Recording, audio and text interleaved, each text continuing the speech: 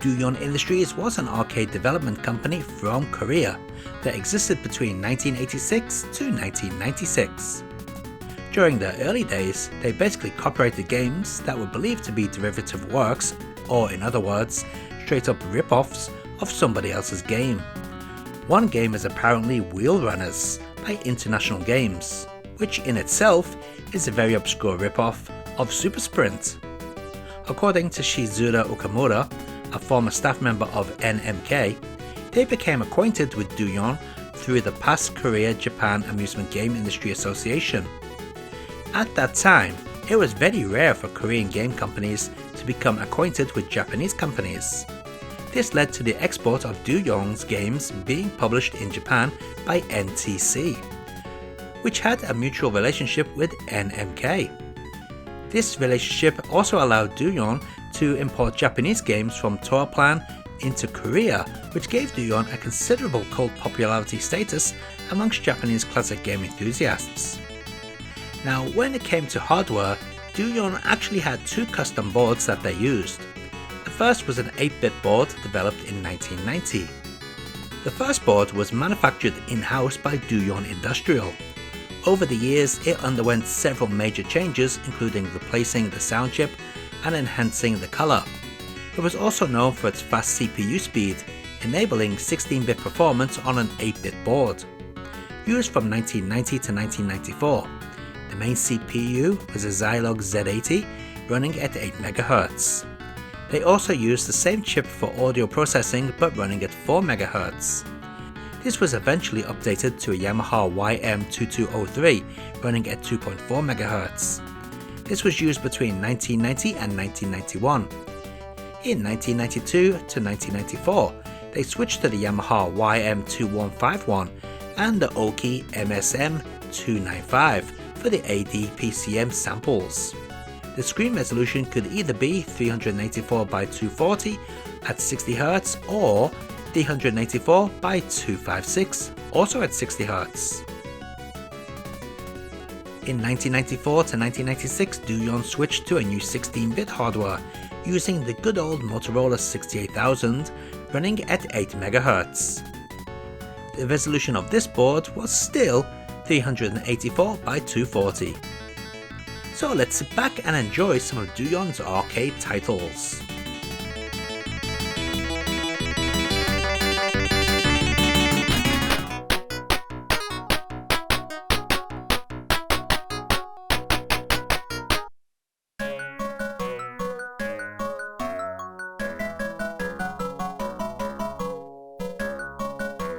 Dooyong's first released game was in 1990, and not a shooter, which they are most famous for.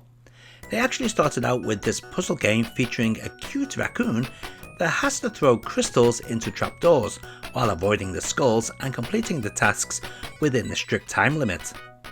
Fruits bring bonus points and the clocks extend the time limit.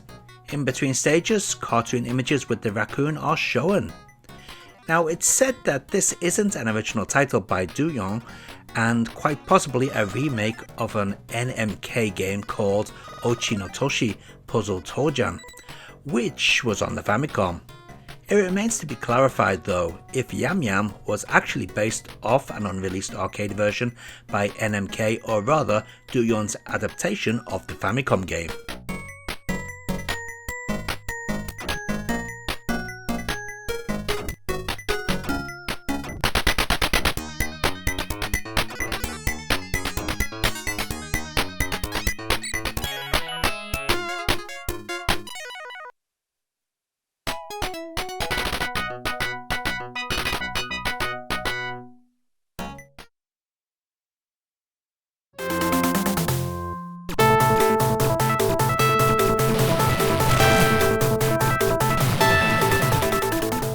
Next was The Last Day, also released in 1990.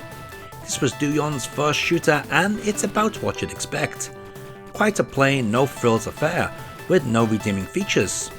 Honestly, playing this will make you fall asleep. The powered up system is quite basic with only 4 levels. You can occasionally get options that attach to your ship and extra bombs, but if you get hit, you lose everything. Trying to power it up again is not a fun experience. Apparently this game was part of a cooperation between Dooyong and NMK, although the Japanese company did just do some slight brushing up.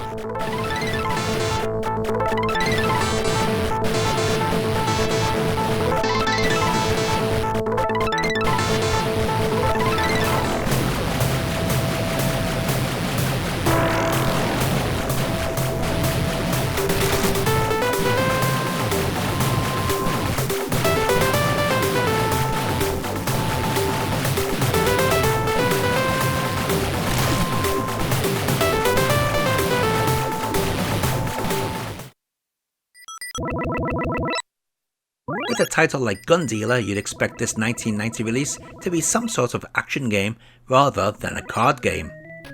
Gun Dealer is actually a puzzle game that has you match up 3 or more cards of the same suit in order for them to vanish. You can switch around the suits as they fall, just like changing the order of coloured shapes in games like Puyo Puyo or Columns. There are 2 versions of the game. The adult game features naked images of women, while the kids version features anime girls with big guns. Those are overall better quality than the adult art, and given the theme of the game, they probably are the original ones. But that's not the only change. The card sets in both versions are different as well, and the all ages version is much easier.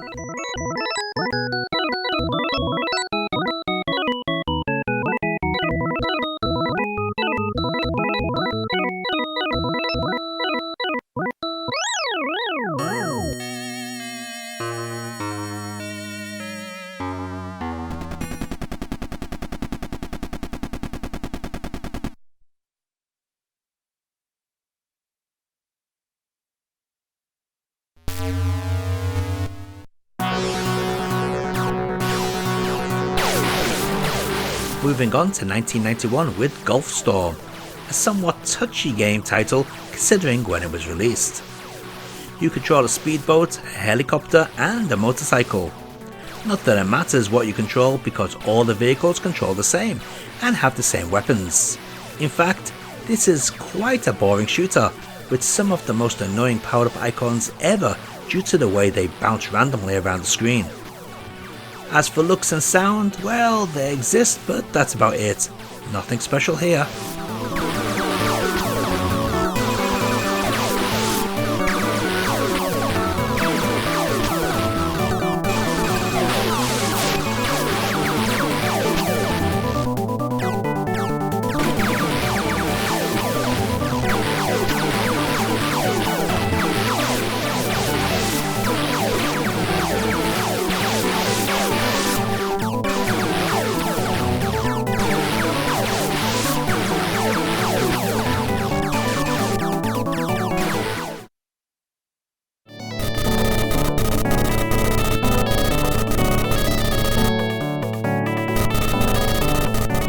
Staying in 1991 with Pollux, another shooter but this time with a sci-fi theme. The game is running on the same engine as Golf Storm and could well just be a sprite swap of that game if it wasn't for the changed weapon patterns. Pollux definitely has a lot more variety compared to its predecessor. Especially useful are the temporary bullet magnets and auto-fire upgrade. Enemy patterns are much more interesting as well, although the stages can still get a bit long. What is odd is that the in-game graphics look to be a higher quality of art than the title screen or high score screen. I wonder if these are truly original. What is original though is the music. How do I know that? Because it's bloody awful. No one in their right mind would rip off such poor music.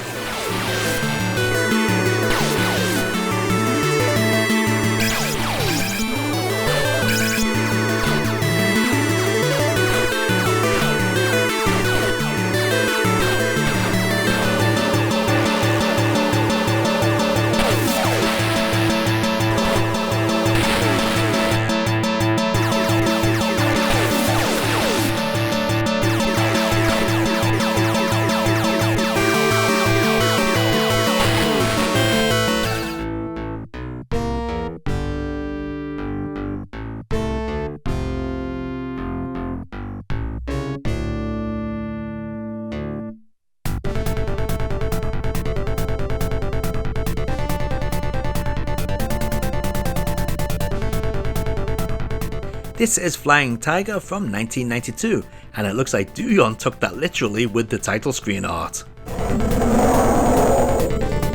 This is more of the same stuff that made Pollux better than Gulfstorm.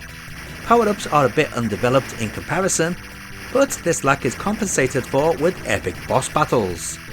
Talking of which, is it just me or do they look quite poorly drawn?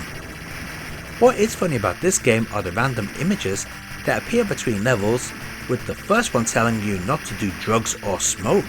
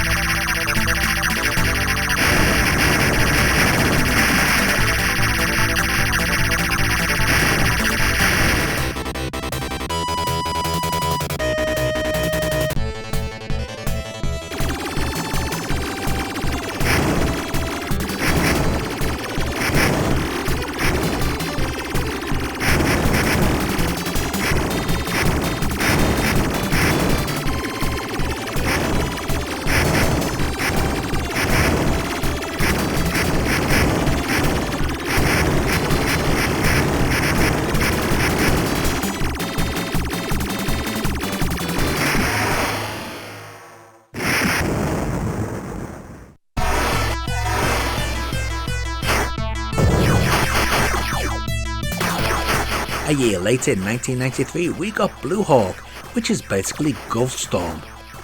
It even uses some of the same sprite work and art assets.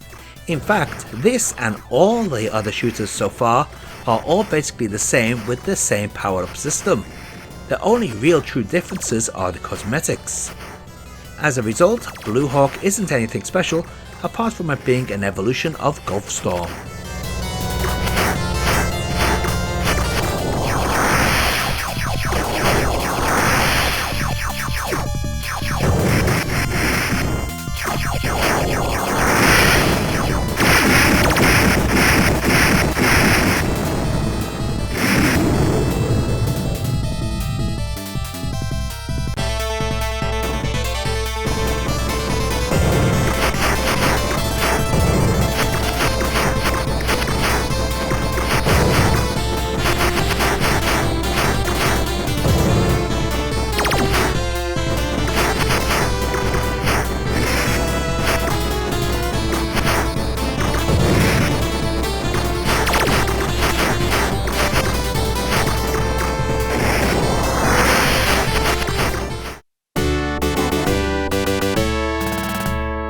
In 1993, Dooyong went back to making another puzzle game with Sadari. This is actually the Japanese licensed version, but make no mistake, this is a Dooyong game. Sadari spices up the typical coloured block matching puzzle concept by combining it with the ladder game, where one connects lines and then chooses a starting point to see where one ends up. The coloured blocks are falling down the ladder to their predetermined destination, so the player has to be fast and catch them with the cursor to release them where he sees fit. 3 blocks of the same colour lined up in a row, horizontally, vertically or diagonally, disappear. The game becomes hectic quite fast and only players with the best reflexes will be able to make it very far. Like so many coin-op puzzle games in East Asia, Sadari features images of semi-nude women in between stages, although these can be switched to being always dressed or only semi-naked in the dip switch settings.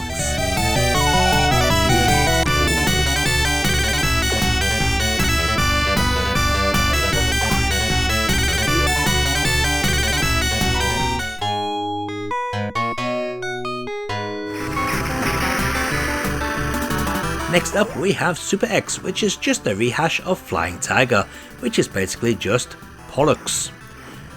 This game even uses the same continue counter and end of stage animation. This particular version is the Japanese NTC licensed version.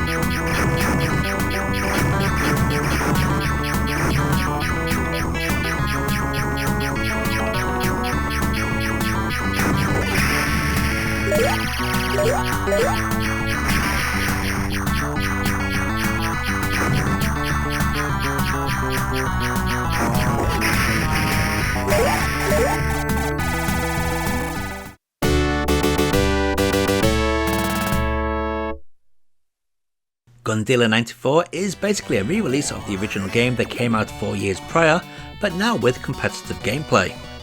Playing good hands now throws more cards at the opponent's field, disturbing their plans. As the deck is always limited, with remaining cards subtracting from the score, matches are quick and intense. Once again an adult game, Gun Dealer 94 lazily uses the same artwork as Sadari. New is the picture of an ugly woman displayed to mock the players each time the computer wins.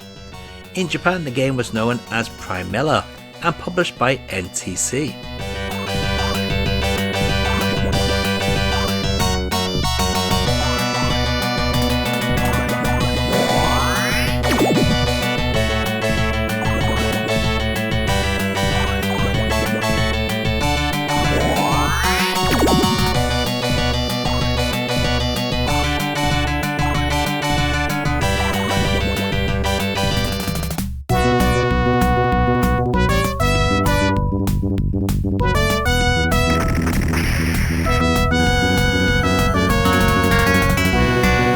It's 1995 now with the release of R-Shark.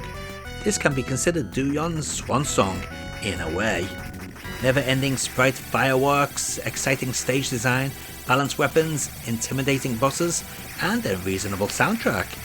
It all goes without a doubt that Dooyong were studying Tourplan when they came up with this one, as it's such an advancement over their previous shooters. It's still not up there with the best from Japan, and still looks a bit rough around the edges, but it's a vast improvement over their previous games. At the start of the game, the player selects one of 8 interstellar criminals to take out, who are all stolen from other IPs by the way. Can you guess them all? This will determine the order in which the stages are presented. The ship is first armed with a rather weak main gun, which is supported by homing missiles. Alternative powered-ups can be picked up, such as a mighty laser gun and a rocket launcher. In addition, a super attack for each weapon is also available, but in reality this just replaces the bomb.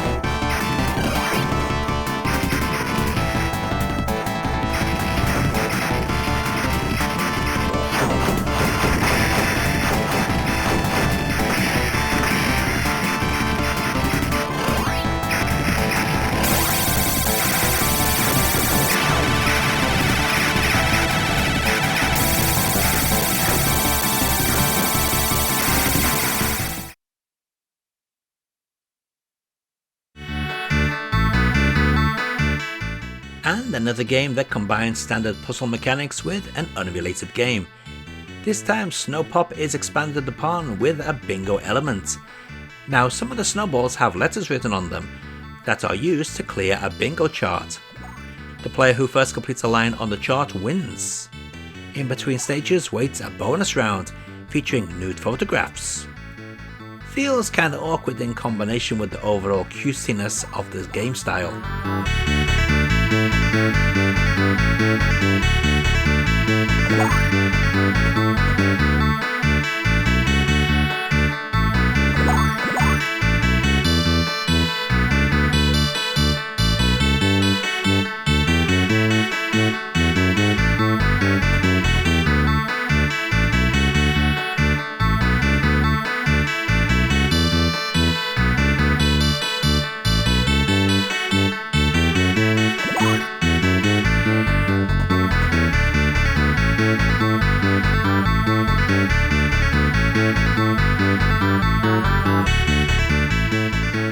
And there we have it.